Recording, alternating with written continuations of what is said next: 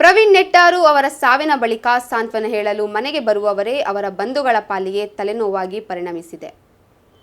ಇದರಿಂದ ರೋಸಿ ಹೋದ ಮನೆಯವರು ದಯವಿಟ್ಟು ಇನ್ನು ಯಾರೂ ಸಾಂತ್ವನ ಹೇಳಲು ಬರಬೇಡಿ ಎಂದು ಅಂಗಲಾಚಿದ್ದಾರೆ. ಪ್ರವೀಣ್ ಅವರ ತಂದೆ ಶೇಖರ ಪೂಜಾರಿ ಅವರು ಹೃದ್ರೋಗದಿಂದ ಬಳಲುತ್ತಿದ್ದಾರೆ. ಅವರ ಆರೋಗ್ಯವು ಪದೇ ಪದೇ ಏರುಪೇರಾಗುತ್ತಿದೆ. ಮಗನ ಸಾವಿನ ಬಗ್ಗೆ ಸಾಂತ್ವನ ಹೇಳುವಾಗಲೆಲ್ಲ ಅವರು ಮತ್ತಷ್ಟು ಒತ್ತಡಕ್ಕೆ ಒಳಗಾಗುತ್ತಿದ್ದಾರೆ. ತಾಯಿ ರತ್ನಾವತಿ ಅವರು ಅಧಿಕ ರಕ್ತದೊತ್ತಡ ಸಮಸ್ಯೆ ಎದುರಿಸುತ್ತಿದ್ದಾರೆ. ಈ ನಡುವೆ ಮನೆ ತುಂಬಾ ಜನಜಂಗುಳಿ ಸೇರುತ್ತಿರುವುದರಿಂದ ಅವರ ಆರೋಗ್ಯ ಮತ್ತಷ್ಟು ಹದಗೆಡಬಹುದು ಎಂದು ಹತ್ತಿರದ ಬಂಧುಗಳು ಕಳವಳ ವ್ಯಕ್ತಪಡಿಸಿದರು. ಸಾವು ಸಂಭವಿಸಿದ 3 ದಿನಗಳ ಬಳಿಕವೂ ಸಾಂತ್ವನ ಹೇಳಲು ಬರುವವರ ಸಂಖ್ಯೆ ಕಡಿಮೆ ಆಗದಿರುವುದು ಪ್ರವೀಣ್ ಅವರ ಚಿಕ್ಕಪ್ಪ ಜಯರಾಮ್ ಪೂಜಾರಿ ಅವರ ತಾಳ್ಮೆಯ ಕಟ್ಟೆ ಒಡೆಯುವಂತೆ ಮಾಡಿದೆ. ನಾವು ಯಾರೂ ನಿಮ್ಮನ್ನು ಕರೆದಿಲ್ಲ.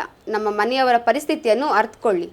ಪ್ರವೀಣನ ಅಪ್ಪ ಅಮ್ಮ ಇಬ್ಬರು 3 ದಿನಗಳಿಂದ ನಿದ್ದೆ ಮಾಡಿಲ್ಲ. ದಯವಿಟ್ಟು ಸಾಂತ್ವನ ಹೇಳುವುದಕ್ಕೆ ಯಾರು ಮನೆಗೆ ಬರುವುದೂ ಬೇಡ. ಬೇಕಿದ್ದರೆ ಪ್ರವೀಣನ ಉತ್ತರ ಕ್ರಿಯೆಯ ದಿನ ಬನ್ನಿ ಎಂದು ಜಯರಾಮ್ ಪೂಜಾರಿ ಅವರು ಏರು ಧ್ವನಿಯಲ್ಲೇ ಹೇಳಿದರು. ಮಾಧ್ಯಮದವರಿಗೂ ಅವರು ವಿನಾಯಿತಿ ನೀಡಲಿಲ್ಲ. ಮನೆಯಂಗಳದಲ್ಲಿದ್ದ ವರದಿಗಾರರನ್ನು ಹೊರಗೆ ಕಳಿಸುವಂತೆ ಸ್ಥಳದಲ್ಲಿದ್ದ ಪೊಲೀಸ್ ಸಿಬ್ಬಂದಿಗೆ ಹೇಳಿದರು. ಭದ್ರತೆಗೆ ನಿಯೋಜಿಸಿದ್ದ ಪೊಲೀಸರನ್ನು ಉದ್ದೇಶಿಸಿ ದಯವಿಟ್ಟು ನೀವು ಇಲ್ಲಿರುವುದು ಬೇಡ ಎಂದರು.